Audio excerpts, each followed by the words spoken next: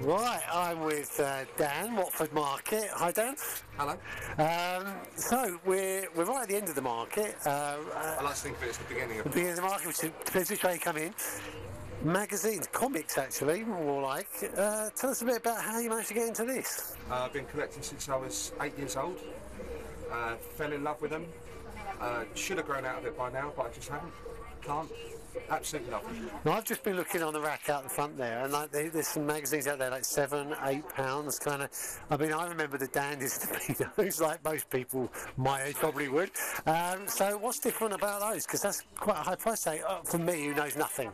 Okay, well, Danny and the Beano both were published in this country. Danny's obviously gone now. It's no longer with us in print form. These ones here are imported from America. Right. And obviously there's a premium on certain things, variant covers, there are fewer of them.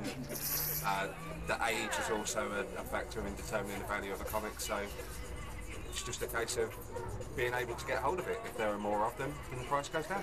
So is there like a collector's market like vinyl records? Absolutely. Yeah. It's more or less exactly the same bunch of collectors with the same mentality, you know, condition and scarcity, desirability, exactly the same things if you're collecting records. Yeah. So how long have you been running this? What's the business called? Meanwhile Across Town. Meanwhile Across Town. So that's a Batman thing.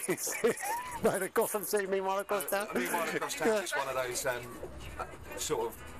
It's a very, very used expression in comics, right, to determine when something's happening elsewhere. Oh, okay. So, you know, you're following this, but meanwhile across town this is happening. Right. Obviously, you know, we're across town, you may be somewhere else, but meanwhile across town people are here buying comics. So. Right. So how long has this business been going? How long have you been doing 2 it? years. 2 years, okay. Yeah. And you were at the old market now. I don't remember seeing you there, but I was. Okay. In 2 different locations in the old market, in the back left corner, sorry, I was there. That's where we first started. We were much smaller then, had much less stock. Yeah. And then we moved right to the middle, in the right in the centre as you came in. Right. The old one. We were there as the old market closed. And as far as these comics are concerned, do you do it just here, or do you do it online as well? I do not sell online. You don't? I don't. At the moment, I like people to come in and have a chat and, you know, get to know people. You can't really get to know people online.